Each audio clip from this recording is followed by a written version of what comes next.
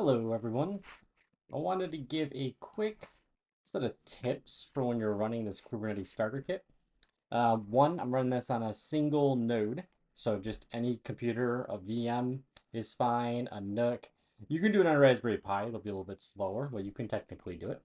But most of this is straightforward. Some of these are just setting up um, some required Linux items like ZFS if you're gonna run ZFS, NFS, CIFS, file share stuff. These are some optional settings we can do for Cilium, which Cilium is just the network container interface for your Kubernetes instance, meaning it's going to be the kind of core network infrastructure inside of Kubernetes that's going to manage the load balancing, the network connectivity. So some of these are just optional. So what's interesting about Cilium is it runs through eBPF, which is a um, Linux kernel module. So basically, when you run Cilium, it's using the core Linux kernel to do packet analysis, and it makes it really fast. It's pretty cool. You can read more about it if you go to the Cilium website. It's some pretty cool stuff. But really, this video, I just want to show a couple quick tips because there's a few things in here that are kind of gotchas, and also just to show you kind of my workflow for doing this. So, one of the most important things to set up all this is you need a Cloudflare account and you need DNS. So I assume you have a domain. I assume you know how to set up a Cloudflare account. But there's a few tricky things in here that I wanted to show. So let's do this first. Let's actually just run through this real quick. Any secrets or anything I expose here, I'm gonna rotate, so you don't have to worry about that. So I'm gonna go ahead and open up Warp. I'm gonna SSH into my VM, or actually this is a NUC, sorry. You can do a VM, and then in this SSH connection, we're gonna clone my repo. I would recommend you fork it, not clone mine, because you're gonna want to change some values and commit it up. So go ahead and fork my repo. You'll get clone and do this. It's already on this NUC, so the NUC is just a small computer. Go ahead and clone that, and then when you're done cloning that, what you're gonna want to do is you're gonna want to run through this K3s installation. So this IP is the IP of the computer you're using. So you do IPA. On my network interface, I have a static IP set to 192.168.10.202. That's what this value is. So it's the value of your master node, your main box that's going to be the control plane for Kubernetes. And then this is a token that we'll use later for having extra nodes join. I would really recommend just using one good computer for this. It's a lot easier to learn than trying to get multiple computers in sync and run into issues. So go ahead and paste this in here. Make it whatever. You won't commit this in your Git repo or anything. So this is here for example. And I'm gonna nuke this later anyway. So okay, so we got some environment variables set up. This here will install Kubernetes. Like literally, that's it. These values here are me disabling some inbuilt capabilities like Traefik, metric server, local storage, Flannel, because we're replacing Flannel with Cilium. You can read all about this later or throw it in ChatGPT or Claude or your favorite AI if you really want to learn. For this sake, we are installing K3s. And K3s is just Kubernetes. It's the same thing as regular Kubernetes. All the commands you can run here are the same you'd run on other distros. They just with K3s they make it a little more streamlined and work better on smaller computers. They let master and worker nodes kind of be on the same control plane and blah blah blah. You can read about it. That's not what this video is about. Okay, so the other thing you're gonna do is we just installed K3s on this box. One thing that's very important is to run these commands. So what this is going to do is say yes. There's a kube control, and kube control is what you use to interact with your cluster. So if we say kube control get nodes, we can see 20 seconds ago I just installed this. The kube config is like it's kind of like an SSH key. It's kind of like a token. It's what you use to authenticate and talk to your cluster. And there's a config, and you can see this command is just moving it. So one important thing we're going to do here, this is part one of the video of showing some tips, is if you run kube control, again, this is on the computer you're installing Kubernetes to, not my MacBook. I'm SSH'd into a box. Kube control config view raw. And so what this is going to do is this is your kube config. So you're going to want to copy this.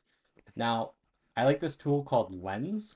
If you say get one license, IO or something like that. Kubernetes, K8s. Where's the link? This one. This is, you can download this lens. Now this is going to be like a kind of like an IDE debug tool view. If you for familiar with OpenShift, it's kind of like what you get with OpenShift or Rancher. This is just a tool. There's a lot of haters online. A lot of people hate this tool. I don't care. It works fine for me. I'm going to use it. Don't care if I have to make an account with it. It works. Okay, so what we need to do here is you'll need to, so this is on my MacBook, and I want to connect to the Kubernetes cluster. So what you'll need to do is you'll need to make a config file. Like basically what we're gonna do is we're gonna copy this into a YAML file. I've already done this, so I'm just gonna open this up real quick. I'll open this with VS Code. And so all you need to do, so I've already done this before, but paste this in here, okay? Now this is the critical step. You need to put your IP of your Kubernetes box, aka my NUC. So 192.168.10.202, and then save it. All right. What is this? I don't care about this. Where was that? Over here. Okay. So then we'll refresh. Okay. So now what's going to happen is this tool is going to give us insights into our Kubernetes cluster. So I can see my node is here. If we open up workloads and pods, there's just this core DNS pod that's in a pending state.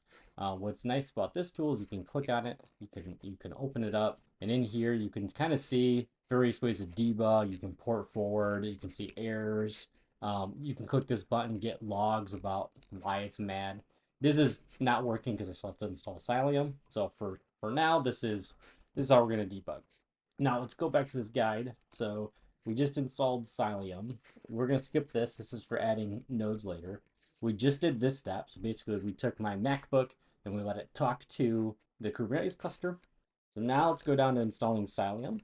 So this step here, you can just copy paste. This is just from the Cilium docs. There's nothing special. We're just installing the Cilium CLI to the Linux box. So we're not in Kubernetes. Like we're not installing this in Kubernetes yet. Not with this step.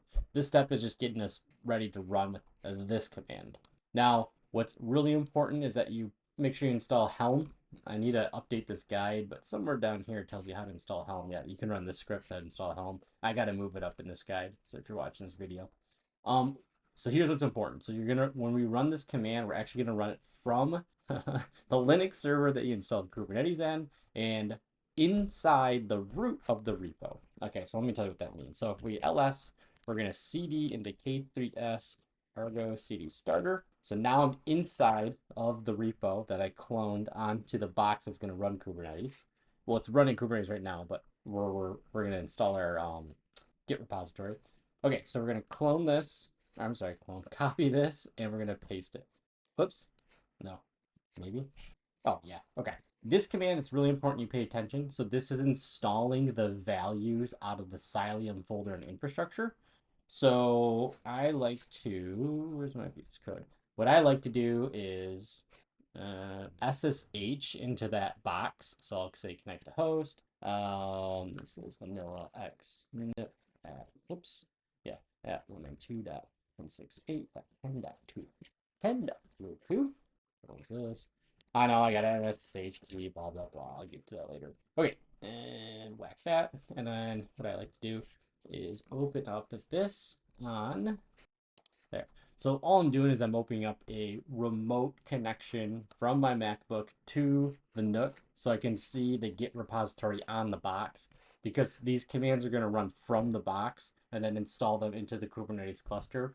So if I ran this on my MacBook, it's not going to work because kube control on my Mac isn't talking to, it doesn't know where the Linux box is. So these values here, it's important that you understand that this command is going to basically go into this folder and it's going to go to networking Cilium values. So what's important in here is you change this IP to the IP of your master node for Kubernetes, which is the one we're SSH'd into. So for me, that's 202. For you, that's anything. Just make sure this IP is a static IP and it's not in the DHCP pool.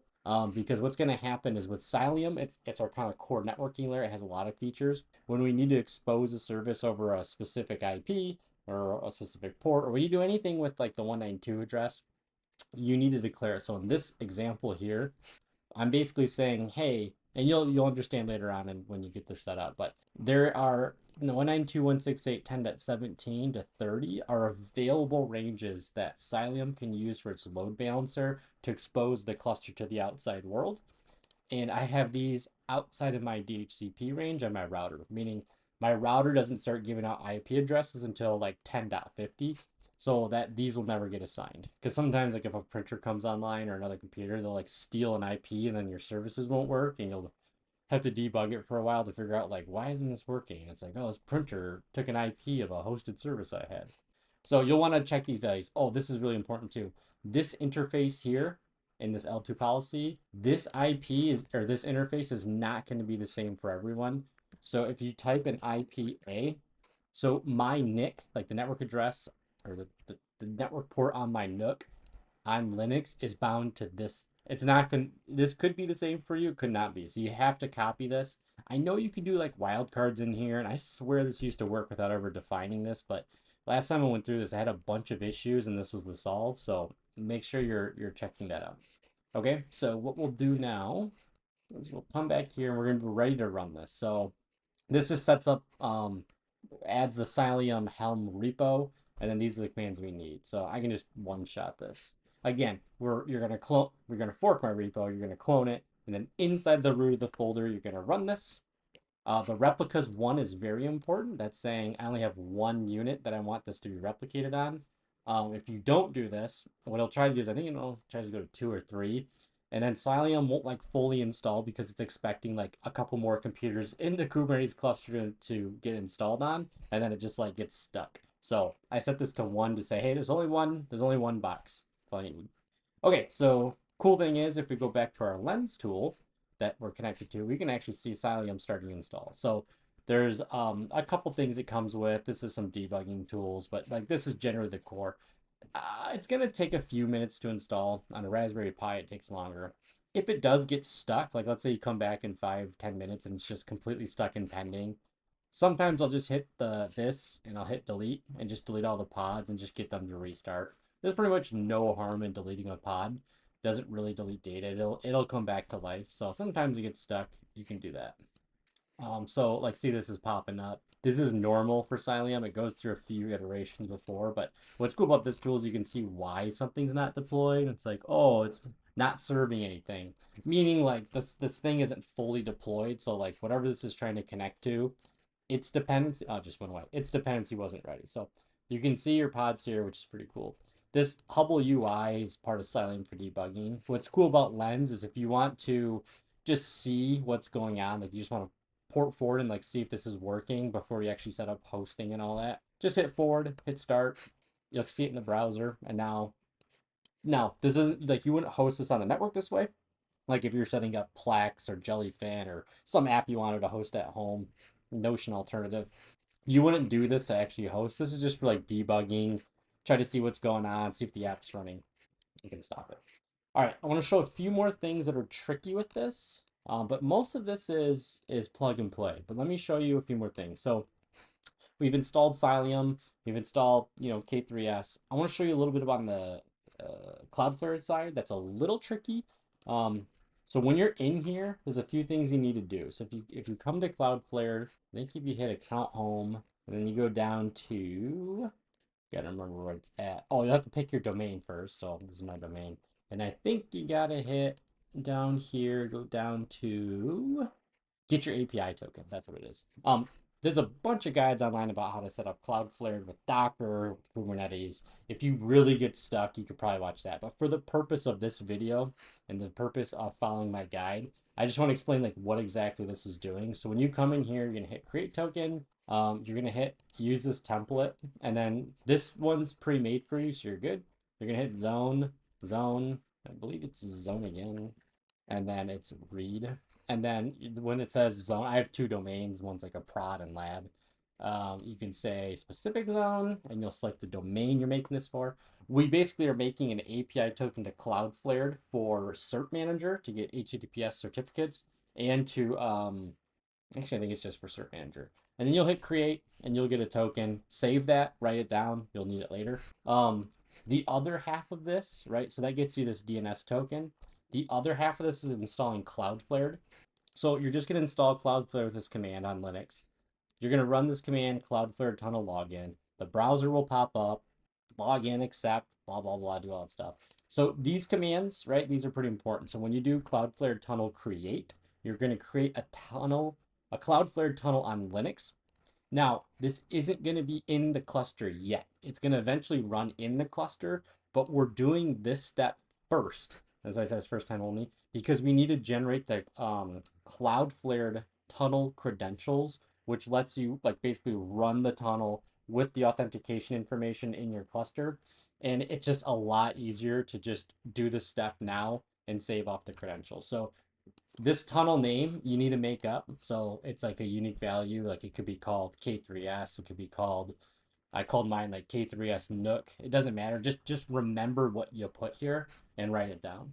And so when you run this command, right, when you run this Cloudflare tunnel token cred file, blah, blah, blah, all this stuff, what it's going to do, it's going to output this tunnel creds file, run this. So when you're doing this, you're going to do this on the box that's hosting Kubernetes, and you're going to run that. And so for me, I think I actually ran it in my repo on accident, but it'll create this file here, this tunnel creds. And this tunnel creds has all the information you're going to need for a later step. Don't commit this to your repo. Add a git ignore. You could add it, you know, wherever, but basically what we're doing is we're generating a username and password for Cloudflare. Well, not a username and password, but a credential file. So what I like to do is I like to kind of get, there's two secrets you need to create. You need to create a Cloudflare tunnel secret, and we need to create the API token secret in Kubernetes. So we're generating the token outside of Kubernetes, and we're generating the Cloudflared certificate authentication stuff outside the cluster. We're copying, writing them down, and then we're going to create them in the cluster. All right, this is the hardest thing of this whole thing. Everything else is pretty easy. So I'm making the video to show you because if you don't see what's happening, it's hard to follow along. So I've already done this already, so I'm just gonna kind of get to the point here. So we need to create a namespace. So go ahead and run create namespace Cloudflared. And so then we need to create a Kubernetes secret. And so when I run this, right, you can't just copy paste this because this tunnel creds here is from here. So if you ran this at the root of your repo, the root of your home directory, you know, in your downloads folder, you need to be relative to where you just made this file. So when you run this command, make sure you're running it relative to where this is. I am in my repo. This is not a good idea. I'm going to ignore this, but I'm referencing this file here. So when I run this command, it's going to say secret tunnel credentials created. One thing that's super helpful with Lens is if you come here to config and you click on secrets and sort it, you can see I just made this secret. And if you hit this eyeball, you'll reveal the base 64 decoded version of this. But this tool is super valuable to make sure you're doing things right because you can actually see this here, which is really nice. So that secret one is done. Let's we can come back to this later, but what this is basically going to do is if you run this command, what it'll do is it will make a DNS record for you in Cloudflare. It's basically going to do this. So this is my tunnel. It's part of the tunnel credential files we made. But anyways, it'll make basically saying anything that vanilla.x.xyz will route to here. So we're not going to port forward anything. We're not going to use our public IP. When you use Cloudflared, you're basically saying, hey, internet traffic that wants to go to any one of my domains, all you know is how to get to here. And then Cloudflared, through its secure tunnel, knows how to get to your host network at home. And it leaves out all the bad guys. It's got a good WAF. It blocks everything. So it's a reverse proxy. Yeah, sure. People can say that Cloudflare is, you know, trust them with your data. I don't really care. It's fine. It's totally fine. It's free. It works great. I've been using it for years. I love it. We'll tune this later, but for now, you can see this. Okay, so just for this guide, that's what that step does, is makes it. So Cert Manager. Okay, so Cert Manager is what we need for HTTPS. We basically need to leverage Cloudflared and an app called Cert Manager to get our HTTPS certificates. And to get the HTTPS certificates, this program, Cert Manager, uses our Cloudflare API token. This API token is not what we just did here. These are the tunnel credentials. The API token is the one I showed you over here. And where'd that go? You hit that, come down here, get your this step with the zone. So if you wrote that down, it's gonna look like a long string of characters, and then the tunnel credential is gonna be like literally like a JSON object. Those two things are needed to do first. So what I'm gonna do is I'm gonna go do this step now. This guy, you could run this guy in order, but I'm showing you this just to shortcut the nuances with this Git repo I made. So come in here, you're gonna hit cube control, create namespace for cert manager. This is very important. We need to run this step. Now, this token here, you need to set. So like for instance, I'll rotate this token. I'll just show you. It's fine. I'll just rotate it later. Go down here. So what you'll do is you'll say export. Not tunnel name, but was it? What did I set this to? Cloudflare API token. So you'll do export cloud. Oops. Come on. Cloudflare API token. Look, it's already. Is it the same one? No, it's not. All right. So pop this in here. I'm using this warp terminal so I can use my mouse. It's pretty nice. Get rid of that space. That's bad. Cloudflare. I'll rotate this so if someone tries to steal it, it won't matter. All right. Export that. Okay. So now you can come back here. You don't need email in here. I thought I needed it earlier, but just to show you like what would happen if I said, test@test.com. So kube control creates secret. It's gonna be a generic secret. We're gonna name the secret that. It's gonna be in the namespace cert manager. We're gonna use our DNS token we made from literal. Bam. We hit enter. We're gonna do this one more time. We're gonna come into here. Sometimes you gotta click out and back in for this refresh. Cloudflare API token. So I can show email. Yep. So you can see this values here. That's how this works. And then, right, this is not the token. This is base 64. So if I reveal it, that's the value. Okay, so we got the two secrets made. That's the hardest thing with this guy, the hardest gotcha. The other thing you need to be aware of, and I'm going to show you a few more things here, is when you are running these commands, you're going to run them from the repo, right? So like if you change a file, make sure you're committing it up. Make sure if you're editing this on like another computer that you're Git pulling, so you're constantly getting up to date with this. Let me show you one more thing here. So we're gonna come down here. All right, so we are at the step where we can set up Argo CD. So we've already installed Helm. These gateway CRDs, if you're somewhat familiar with Kubernetes, you've probably heard of the term ingress.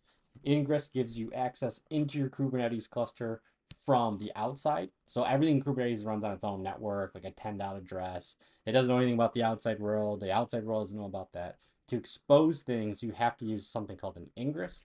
Well, Kubernetes has a new API called the Gateway API that sits on top of Ingress. It's kind of like an abstraction, and it's kind of the more modern way of doing things. So to tell Kubernetes how to deal with this thing called the Gateway API, which is replacement for Ingress, we need to install these custom resource definitions.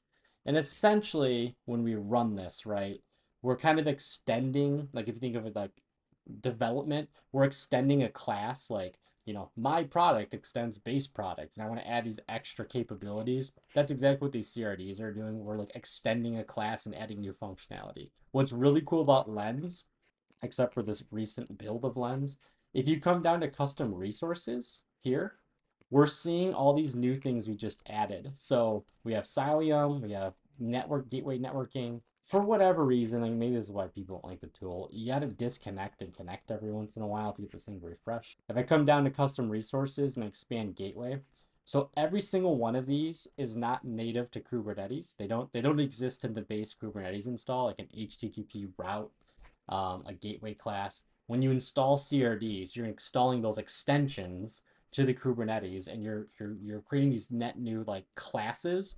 If you think about like using an SDK in a regular programming language, like maybe there's like a I don't know, a database ORM. Like maybe native Java wouldn't have that ORM method, but if you install the ORM like through an SDK, now you get all these new features. That's kind of what the CRDs are like.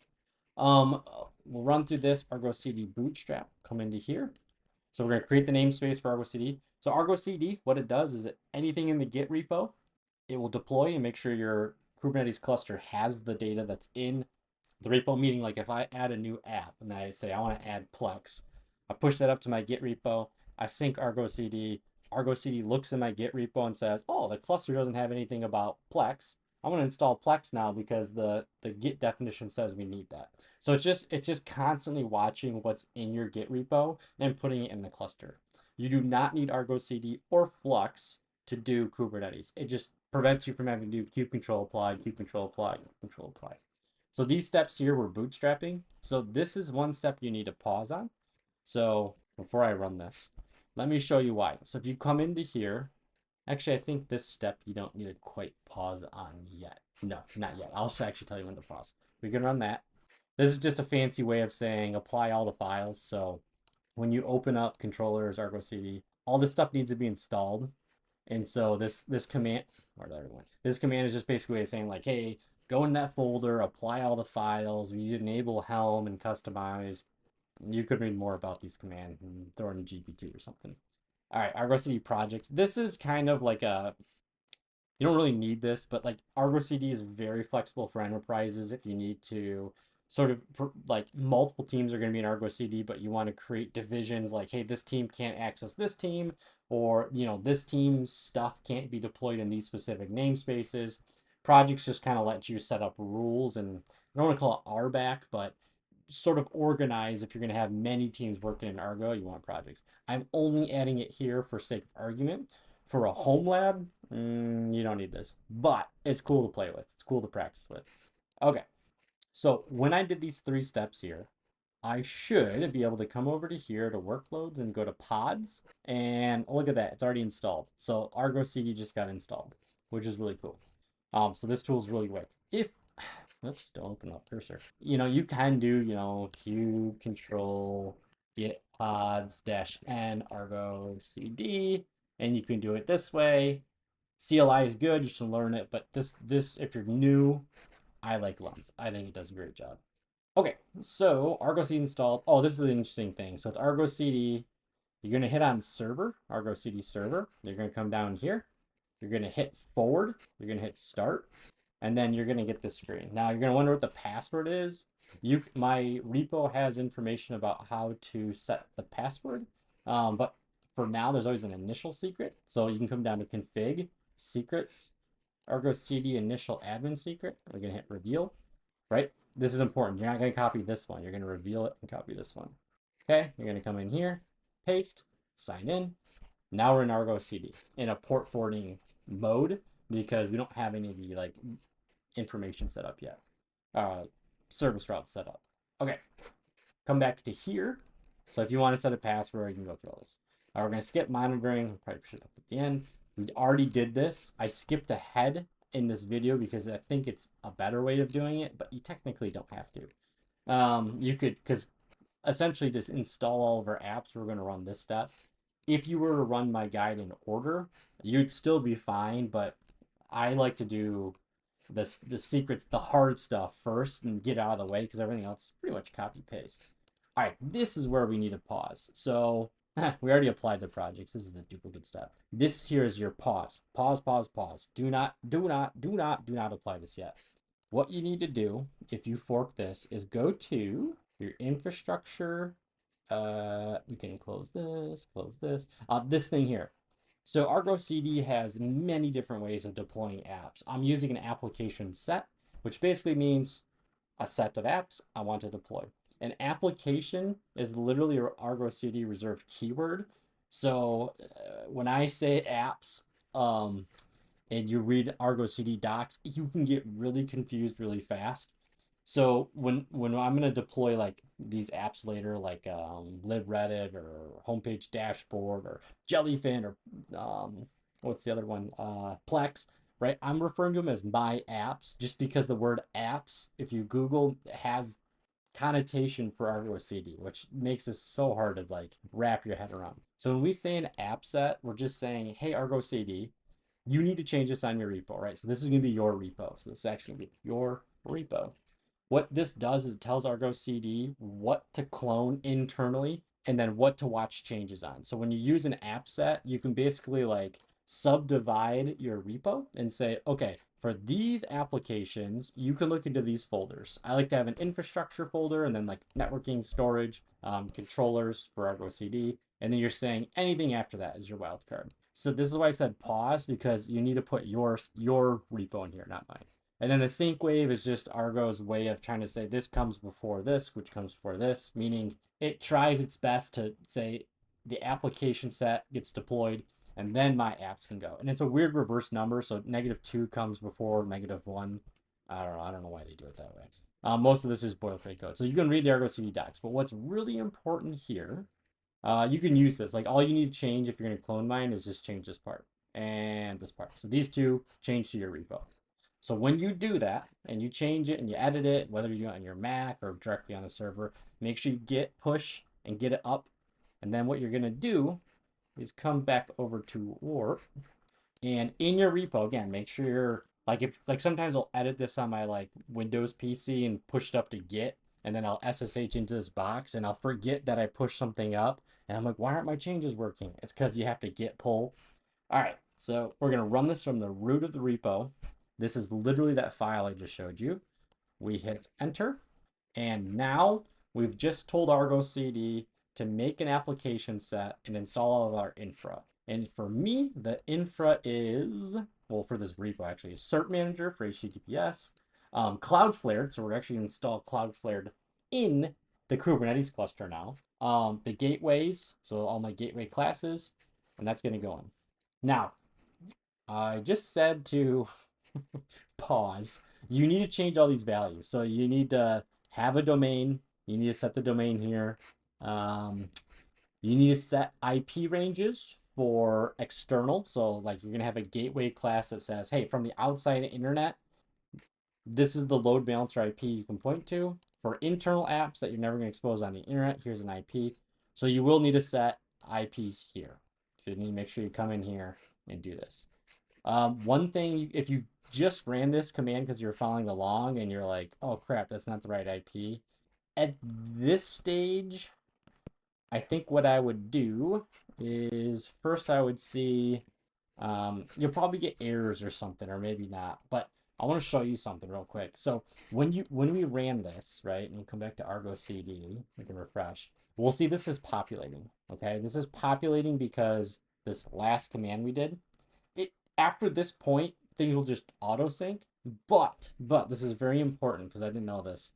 If you come in here and you come over to, go back to our, let's say you added a whole nother thing. I don't know, maybe make this up, right? Maybe you wanted to do, I don't know, databases, and you start to add a database. You'll need to, if you just upload this file or update this file, don't open cursor. You'll need to come into, I can't click. You need to come in here and rerun this command. There's ways around this in Argo CD. There's better ways to do this, but because this is a simple Argo CD guide and a simple tutorial, you need to rerun this. That's only if you're going to add new paths. Everything else inside, so if I didn't add a database folder, right? If I just, I don't know, let's just say I kept adding things in the storage location. I put my databases in storage. I'm just making this up. Everything would be fine because that was already in there. But if you start to get crafty and like reorganize this in a different way, just know you have to reapply this. Okay, so we'll do that. Now we have everything here.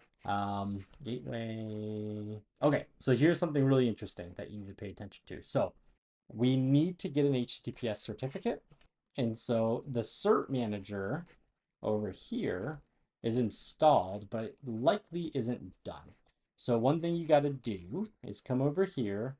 And what's nice about Lens is we can open up, well, it does this stupid thing where you have to like make it refresh. This is like a bug in the recent version of Lens. But you're going to come into here, you can come down to custom resources, go down to Cert Manager and look through these. This is how you're going to debug. So most people will never figure this out on their own. They'll go on Discord, ask all these questions, different home lab groups, because they can't see what's going on. That's why I like to use Lens. So if you think about what I just did, is we told Argo CD to install everything in the infrastructure folder, and it did. And one of those things is Cert Manager. And Cert Manager is going to use those secrets we created earlier and go out and try to get an HTTPS cert. Now, what you'll see here is you can click on this and figure out what is going on with my certificate. So certificate's been issued 29 seconds ago. You can see all this. One thing you can do too, if it's stuck, is come over to here. So there's always usually an order and a challenge. So this certificate is ordered. Usually what happens is this takes about, I've seen it take 30 minutes because the certificate gets created and then it has to propagate across the internet. We call that DNS propagation. And it takes a minute for all this to get like synced across the internet before it works. In my scenario, this just became true. So now I have HTTPS certs.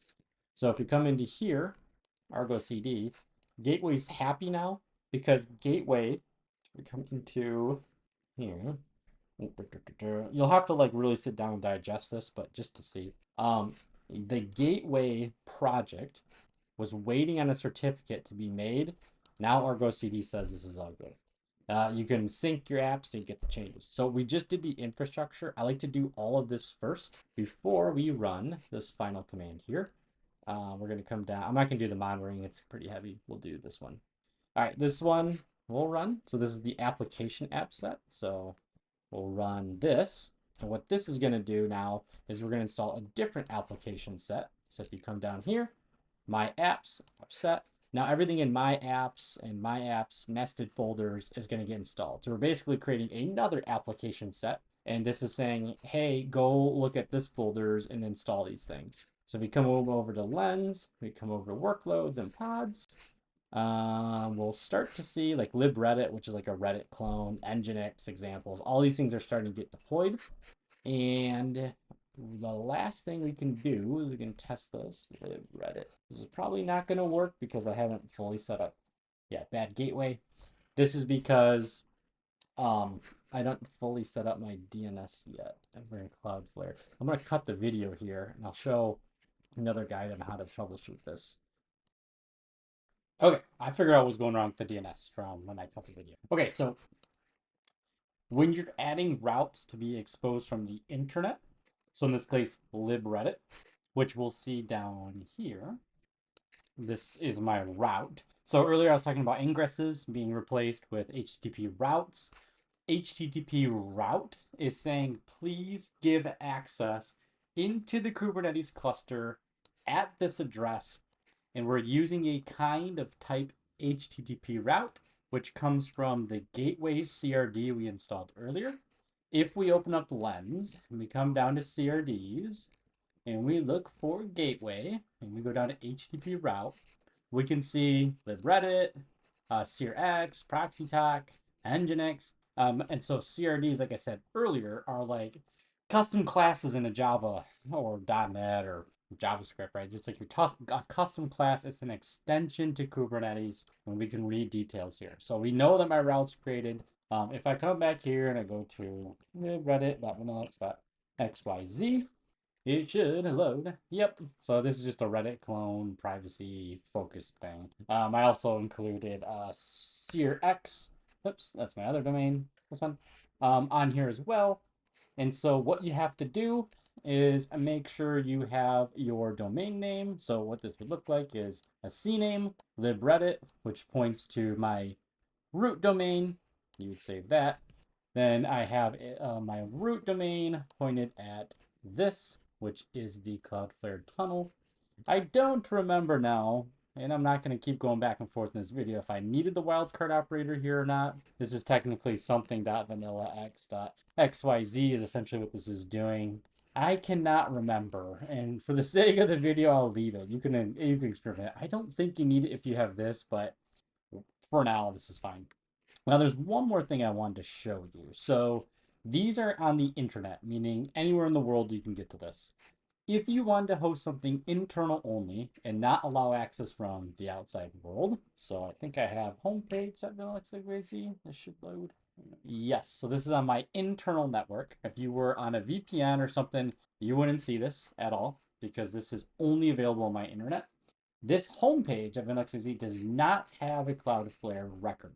Okay, it does not have a Cloudflare record, and this wildcard doesn't matter. The reason is that because you will need to set up some form of DNS forwarding on your network. You can use AdGuard Home, you can use Pi-hole, you could set a host file on your computer, not recommended, but you can do it.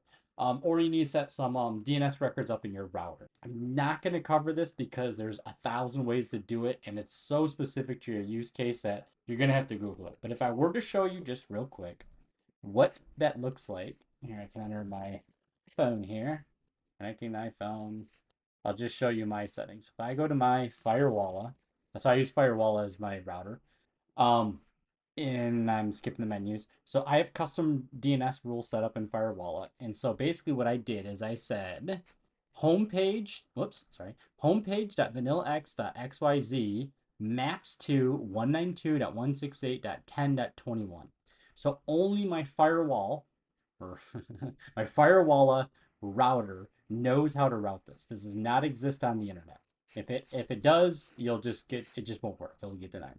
So this 192.168.10.21 is the address that I set up over here. So if you come over to infrastructure, you come over to gateway, and you go down to gateway internal. I have said this is an internal gateway, and it's not on the internet. And you can see the definitions here. The external lives on .22.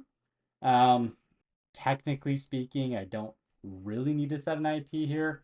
Technically speaking, I don't need to do it, but I do it just for cleanliness. Because basically on the internet, everything's going to hit Cloudflared. If there's a match, it's going to go. If there's no match, it's going to say not found. Like, for instance, if I said, like, I don't know, cheese, that is not going to get resolved. I don't have anything hosted called cheese. It's not going to go there. So, your public ones put here. There's other ways to do this dynamically. There's ways to automatically set these. There's some, I can't remember what the tool's called. There's a DNS, something that I think is called like external DNS operator that automatically create these routes.